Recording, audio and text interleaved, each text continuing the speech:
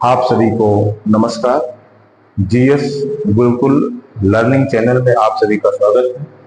आपसे विनम्र निवेदन है कि प्रस्तुत वीडियो जरूर देखें, पूरा देखें, स्किप न करें। पसंद आए तो लाइक एवं सब्सक्राइब जरूर करें। अगर आप लाइक और सब्सक्राइब करेंगे तो हमें मोटिवेशन मिलेगा, इसलिए विनम्र निवेदन है कि सब्सक्राइब जरूर करें। आज हम पढ़ेंगे भारत पर अरबों का आक्रमण। भारत पर सबसे पहला आक्रमण अरबों का सबसे पहला आक्रमण जो हुआ था वो किसने किया था? मोहम्मद बिन कासिम। मोहम्मद बिन कासिम ने कब किया था? 712 ईस्वी में। 712 ईस्वी में। कहां पर किया था? सिंध पर। सिंध पर। राजा कौन था? दाहिर। दाहिर राजा था। ठीक है। 712, यही 712 हमारे इतिहास के अध्ययन में मध्यकालीन इतिहास की शुरुआत हो जाती है। ठीक, मध्यकालीन। तो ये सिंध पर जो प्रथम आक्रमण था अरबों का, वो मोहम्मद बिन कासिम के द्वारा किया गया था। 712 में किया गया था, सिंध पर किया गया था। और उस समय वहां का शासक, सिंध का शासक दाहिर था। वो हिंदू शासक था। ठीक है, दाहिर हिंदू शासक था। भारत पर अरब वासियों के आक्रमण का मुख्य उद्देश्य क्या था? हाँ, धन लूटना। धन लूटना। और क्या था? इस्लाम का प्रचार प्रसार। दो बातें थी, धन दौलत लूटना और इस्लाम का प्रचार प्रसार करना। ठीक है, ये तो हुआ पहले आक्रमण के संबंध। अब हम थोड़ा जाने अगले जो महत्वपूर्ण है, महमूद गजनी। महमूद गजनी। ये महमूद गजनी, इसके बाद महत्वपूर्ण है 932 में अलप्तगीन नामक एक तुर्क सरदार गजनी साम्राज्य की स्थापना की थी। ये कौन था? अलप्तगीन। अलप्तगीन एक तुर्क था। इसने 932 ईस्वी में क्या किया था? गजनी साम्राज्य की स्थापना। गजनी साम्राज्य की स्थापना इसने किया था। गजनी साम्राज्य की स्थापना। ठीक, कब किया था? 932 में। ठीक है, और इसकी राजधानी गजनी थी। गजनी साम्राज्य की राजधानी क्या थी? गजनी। इसकी राजधानी गजनी थी। ठीक, जब अलप्तगीन की मृत्यु हो जाती है तो गजनी में पीरितगीन ने शासन किया। इसके शासन काल में 972 से 977 में सर्वप्रथम भारत पर आक्रमण किया था।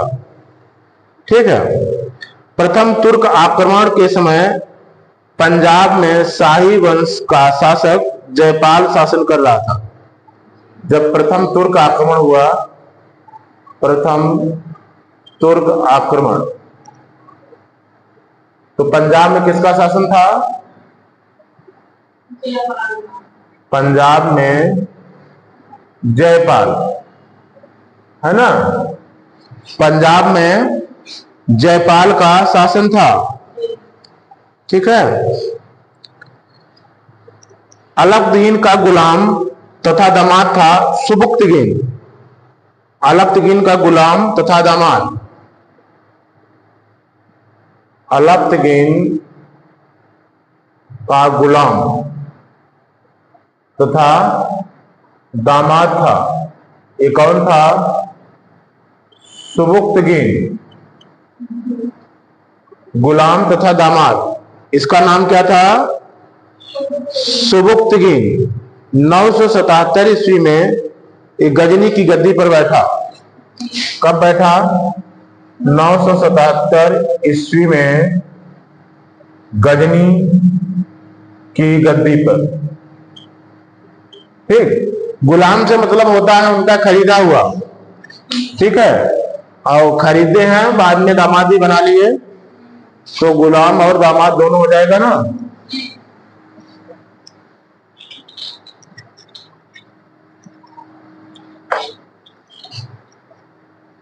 तो ये कब बैठा? सुबुक्तगीन 977 ईस्वी में गजनी की गद्दी पर बैठा था। ठीक है। महमूद गजनी सुबुक्तगीन का पुत्र था। महमूद गजनी कौन था? महमूद गजनी सुबुक्तगीन का पुत्र था। सुबुक्तगीन का पुत्र था। ये वही सुबुक्तगीन है जो अलपतगीन का दामाद था और गुलाम था। ठीक। अलपतगीन का दामाद और गुलाम था। ठीक। अब ये महमूद गजनी है, यही था जिसने आक्रमण किया था। ठीक। तो महमूद गजनी सुबुक्तगीन का पुत्र था और इसका जन्म 1 नवंबर 971 में हुआ था। जन्म 1 नवंबर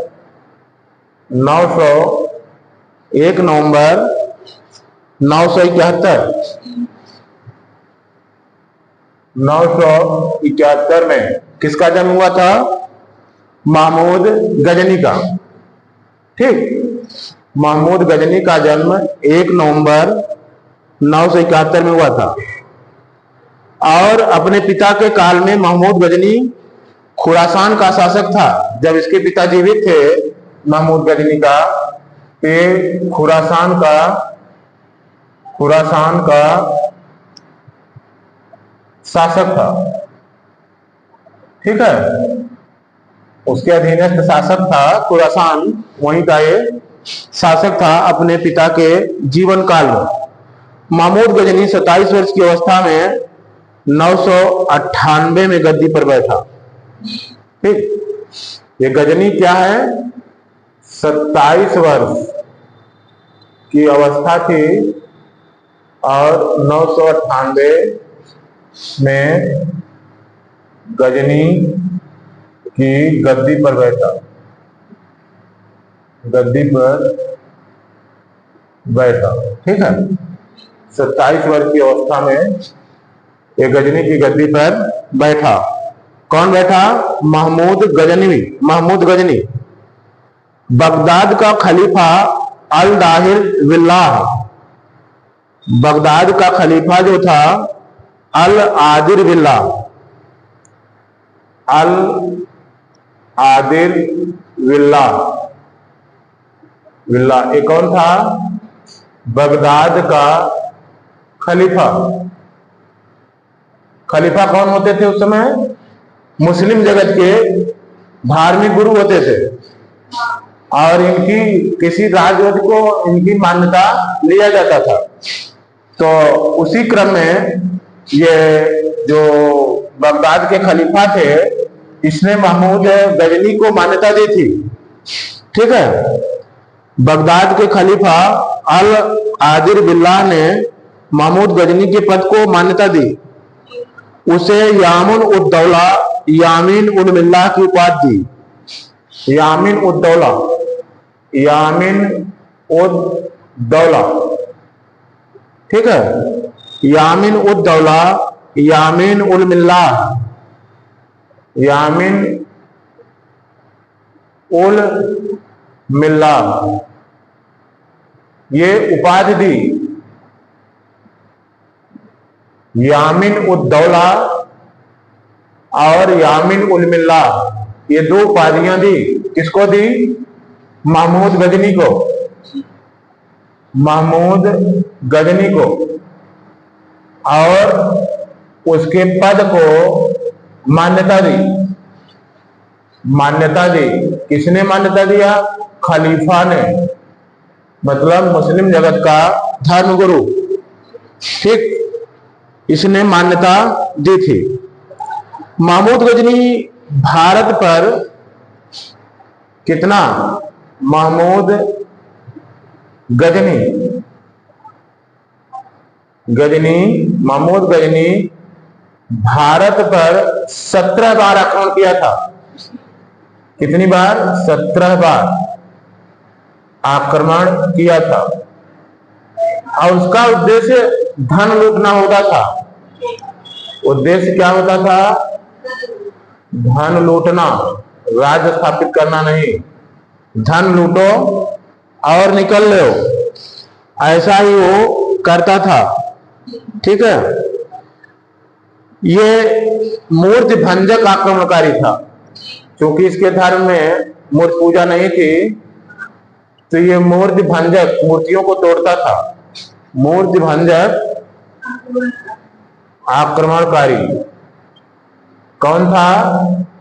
महमूद गजनी।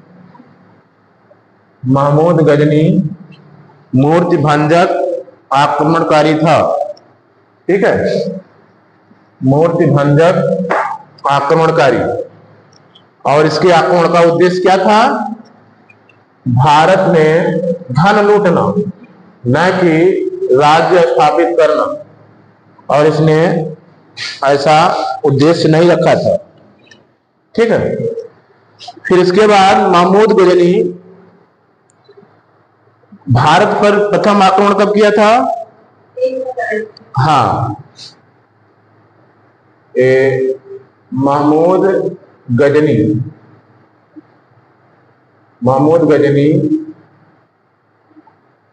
का प्रथम आक्रमण कब था? 1000 ईस्वी।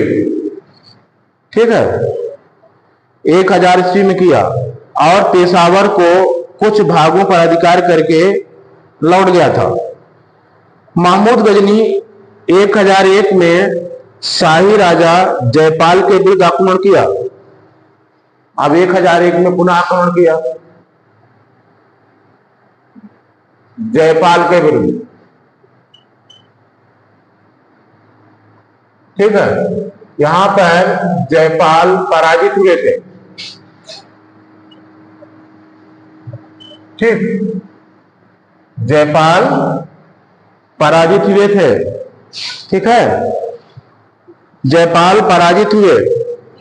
महमूद गजनी 1008 में नगर कोट के विरुद्ध हमले को मूर्तिवाद के विरुद्ध पहली महत्वपूर्ण जीत बताई थी। 1008।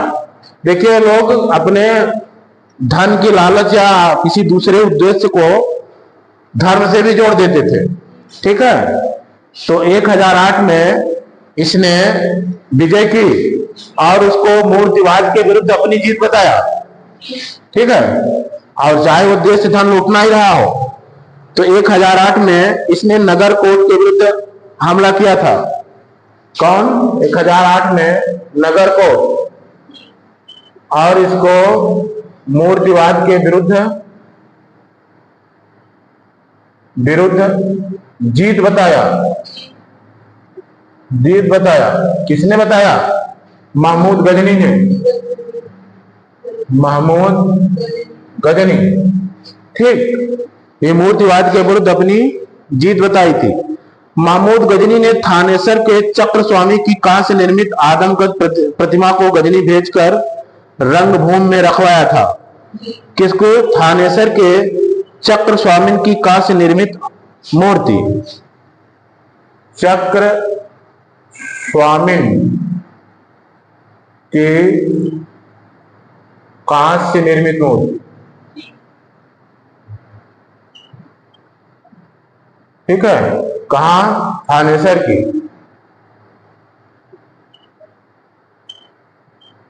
अब ये ले गया अपने देश और रंगशाला में रखवाया था। ठीक है, चक्र स्वामिन की मूर्ति उठा ले गया था। महमूद गजनी का जो सबसे चर्चित आक्रमण था वो 1025 में सोमनाथ मंदिर पर था। इस मंदिर को उसने खूब लूटा। ठीक है, सबसे चर्चित 1025 में किया था आक्रमण, और सोमनाथ मंदिर पर आक्रमण। ठीक है, इस आक्रमण में उसने भीषण लूटपाट की। 20 लाख दिनार की संपत्ति साथ ले गया। सोमनाथ की रक्षा में सहायता करने के कारण अनहिलवाड़ा के शासक पर महमूद ने आक्रमण किया था। ठीक है, 20 लाख की दिनार।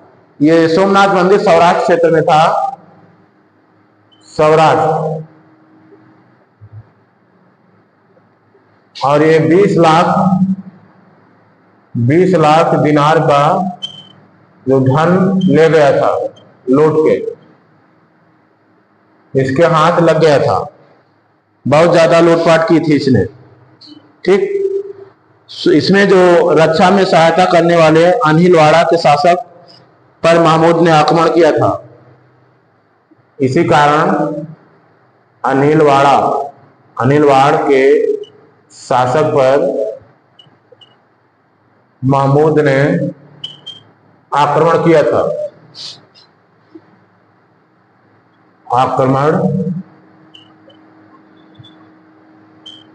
ठीक है, महमूद ने आक्रमण किया था। ठीक, सोमनाथ मंदिर लूटकर ले जाने के क्रम में महमूद पर जाटों ने आक्रमण किया और कुछ संपत्ति लूट ली। ये सोमनाथ लूट के जा रहा था महमूद गजनी सोमनाथ लूट कर जा रहा था, तो कम से कम जाटों ने भी इन पर अटैक कर दिया। जाटों ने आक्रमण किया था इन पर, महमूद गजनी पर, और कुछ संपत्ति लूट लिया था। कुछ संपत्ति लूट लिया। ऐसा नहीं है, जाट भी बहुत शक्तिशाली थे समय समय पर, और इन्होंने महमूद गजनवी से कुछ न कुछ तो रोक ही लिया। सारी संपत्ति नहीं ले जाने दिया, अपने देश में रख लिया। ठीक है, तो ये जो सोमनाथ मंदिर है इसके बारे में अगर कुछ खास,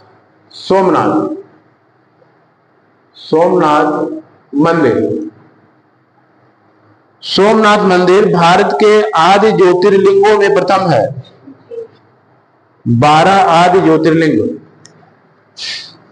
12 आदि ज्योतिर्लिंगों में प्रथम है सोमनाथ। ठीक, जैसे है ना, जैसे वाराणसी में है ज्योतिर्लिंग, है ना, और उज्जैन में है त्र्यंबकेश्वर, ओमकारेश्वर, इसी तरह से। ठीक, तो ये प्रथम है। यह गुजरात में अरब सागर के तट पर है। 13 नवंबर 1947 को सरदार वल्लभ भाई पटेल द्वारा इसका पुनर्निर्माण शुरू करवाया गया था। 11 मई 1951 के दिन राष्ट्रपति राजेंद्र प्रसाद के द्वारा मंदिर में प्राण प्रतिष्ठा की गई थी पुनः।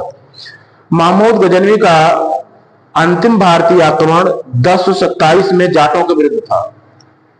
अब महमूद गजनवी को लूटे थे ना, तो महमूद गजनवी का अंतिम आक्रमण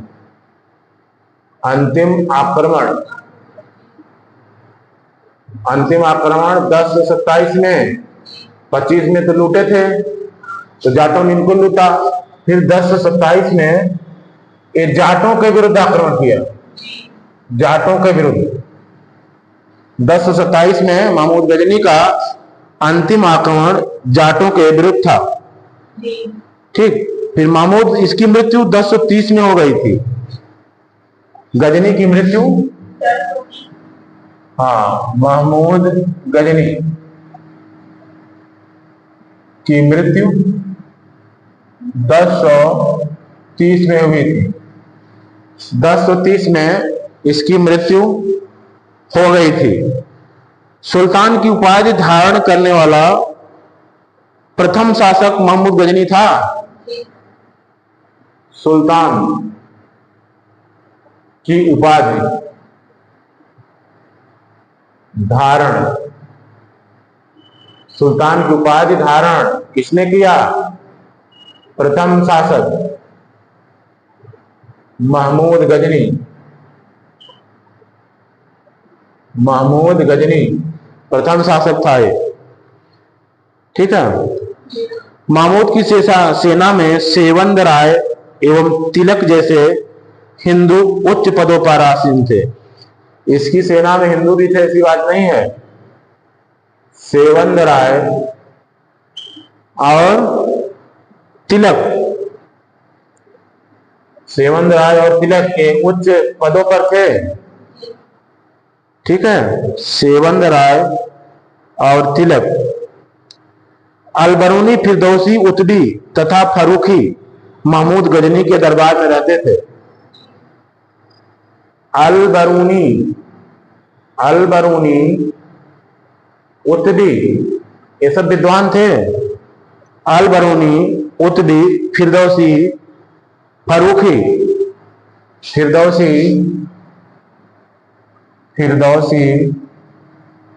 फरूखी,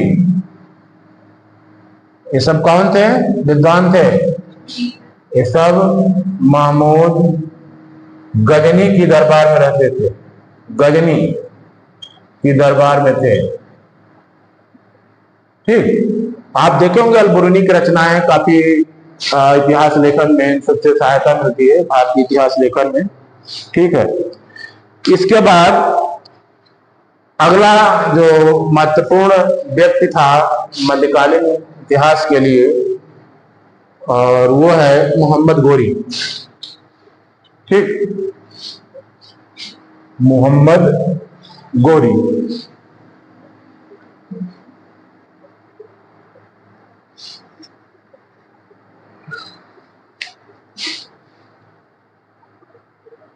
मोहम्मद गोरी, ठीक है। गौर महमूद गजनी के, गौर जो है, गौर महमूद गजनी के अधीन एक छोटा सा राज्य था। गौर महमूद गजनी के अधीन क्या था? छोटा राज्य, छोटा राज्य। गौर जो है महमूद गजनी के अधीन एक छोटा राज्य था। कौन? गौर। 1173 में शहाबुद्दीन मोहम्मद गौरी गौर का शासक बना। 1173 में शहाबुद्दीन मोहम्मद गौरी क्या हुआ? मोहम्मद गौरी गौर का शासक बना। गौर का शासक बना शहाबुद्दीन मोहम्मद गौरी। कब बना? 1173 में। और 73 में बना और 75 में पहला आक्रमण कर दिया। 1175 में भारत पर पहला आक्रमण मुल्तान के विरुद्ध। किसके विरुद्ध? मुल्तान के विरुद्ध भारत पर पहला आक्रमण 1175 में इसने कर दिया था। दूसरा आक्रमण 1178 में किया पाटन पर। दूसरा आक्रमण 1178 में किस पर? पाटन पर। 1178 में पाटन पर। पाटन कहाँ है? गुजरात में, ठीक है। पाटन पर आक्रमण किया गुजरात में, लेकिन यहां पर ये परास्त हुआ। कौन परास्त हुआ? गौरी। गौरी परास्त हुआ, परास्त हुआ। यहां के शासक कौन थे? भीम द्वितीय। भीम द्वितीय ने गौरी को बुरी तरह परास्त किया। भीम द्वितीय ने गौरी को बुरी तरह परास्त किया। बुरी तरह परास्त किया भीम द्वितीय ने, बुरी तरह परास्त किया। मोहम्मद गौरी ने भारत के विजित प्रदेशों पर शासन का भार अपने गुलाम सेनापतियों को सौंपते हुए गजनी लौट गया। इस समय वो गजनी लौट गया था। मोहम्मद गौरी की हत्या 15 मार्च 1206 को कर दी गई थी। किसने किया था? मोहम्मद गौरी की हत्या 1206 में हुआ था। स्वदेश लौट रहा था। इसकी हत्या खोखरों ने कर दी थी। खोखर नामक जनजातियां थी। ये अपना कुछ बदला ले रहे थे और लौटते हुए इसकी हत्या कर दी थी। 1206 में इसकी हत्या हो गई थी। ठीक है, इसकी हत्या हो गई थी। और मोहम्मद गौरी ने 1192, यही युद्ध था ना, 1192 में मोहम्मद गौरी ने पराजित किया था पृथ्वीराज तृतीय को। पृथ्वीराज तृतीय को, यहीं पर पृथ्वीराज तृतीय की हत्या कर दी गई थी। इसी मोहम्मद गौरी ने 1194 में चंद्रावर के युद्ध में, किसके? चंद्रावर के युद्ध में किसको पराजित किया था? जयचंद्र को। जयचंद्र को पराजित करके उनको मार डाला था। ठीक है, और 1206 में ये स्वयं लौट रहा था तो खोखरों ने सीमावर्ती क्षेत्र पर इनको मार डाला। ठीक, खोखरों ने मोहम्मद गौरी को मार डाला। अच्छा किया, बदला लेना चाहिए था, बदला ले लिया, है ना। तो अब मोहम्मद गौरी कौन कौन से युद्ध लड़ा था तो आप पीछे देख ही चुके हो। एक तराइन का प्रथम युद्ध, जो महत्वपूर्ण युद्ध थे, मैं केवल उनकी बात कर रहा हूं। तराइन का प्रथम युद्ध 1191 में, 1191 में तराइन का प्रथम युद्ध था। ठीक है, तो तराइन का प्रथम युद्ध ये पृथ्वीराज से लड़ा था और इसमें पृथ्वीराज ने इनको बुरी तरह पराजित किया था। ठीक, यहां पर क्या हुआ था? गौरी पराजित हुआ। पृथ्वीराज तृतीय का विजय हुआ था, है ना। फिर 1192 का चंद्रावर का, ये तराइन का द्वितीय युद्ध होता है, तो इसमें गौरी जीत जाता है और यहीं पर उनके हार जाते हैं पृथ्वीराज तृतीय और उनकी हत्या हो जाती है। ठीक है, ये द्वितीय था। फिर चंद्रावर का युद्ध ये लड़ा था। चंद्रावर का युद्ध जयचंद के विरुद्ध लड़ा था और 1194 में इस युद्ध में जयचंद पराजित होते हैं और उनकी हत्या हो जाती है। ठीक है, और जो तराइन का प्रथम युद्ध था उसमें पृथ्वीराज चौहान के सेनापति थे स्कंद। ठीक, इसके बाद हम पढ़ेंगे सल्तनत काल।